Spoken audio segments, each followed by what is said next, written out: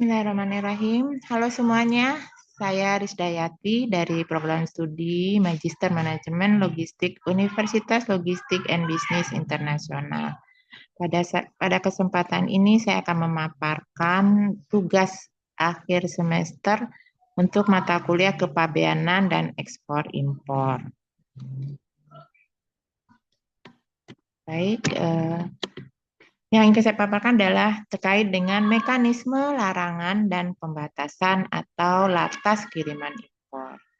Pengertiannya, mekanisme larangan dan pembatasan atau latas kiriman impor ini merupakan serangkaian aturan dan prosedur yang bertujuan untuk mengendalikan masuknya barang-barang tertentu ke dalam negeri yang dikeluarkan oleh berbagai kementerian atau lembaga terkait.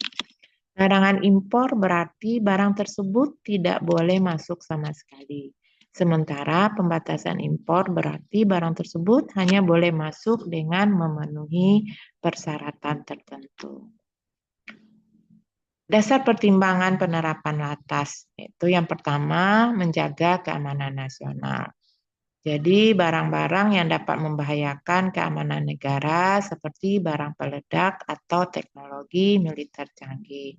Kemudian adalah untuk menjaga kepentingan umum, yaitu terkait barang-barang yang dapat mengganggu ketertiban umum, merusak moral masyarakat, atau melanggar nilai-nilai sosial budaya, seperti buku-buku yang berisi nilai-nilai yang bertentangan dengan nilai sosial budaya Indonesia.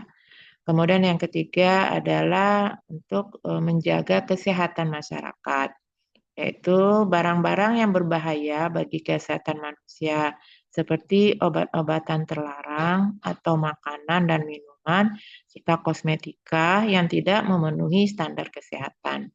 Kemudian dasarnya adalah untuk perlindungan lingkungan, yaitu barang-barang yang dapat merusak lingkungan hidup atau ekosistem, misalnya limbah berbahaya. Yang kelima adalah untuk menjaga hak kekayaan intelektual. Jadi barang-barang yang melanggar hak cipta, merek dagang atau hak paten itu dilarang atau dibatasi masuknya ke Indonesia. Kemudian yang keenam, kebijakan ekonomi itu untuk melindungi industri dalam negeri dari persaingan yang tidak sehat, menjaga stabilitas harga atau mengendalikan neraca perdagangan.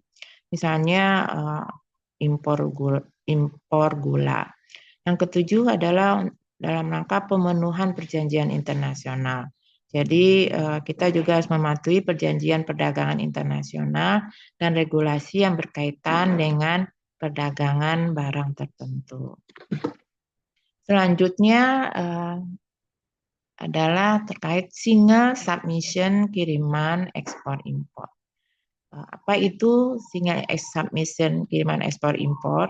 Yaitu sistem aplikasi yang mengintegrasikan proses pengajuan dokumen ekspor dan impor seperti pemberitahuan ekspor barang atau PEB, surat keterangan asal atau SKA, persetujuan impor, permohonan karantina, dan sebagainya, sehingga memungkinkan pelaku usaha untuk menyampaikan data dan informasi secara tunggal melalui satu platform. Tujuannya itu apa? Yaitu agar sederhana untuk mengurangi kompleksitas dan repetisi dalam pengajuan dokumen.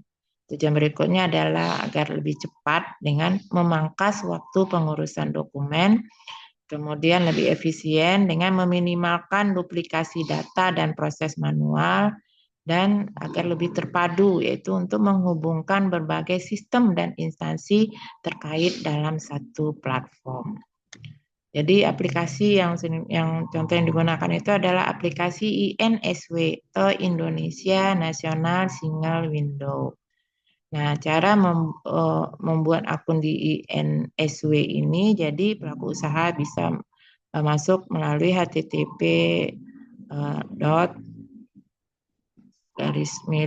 sso.insw.go.id. Nah, akan muncul aplikasi seperti ini, kemudian melakukan pendaftaran user dan passwordnya.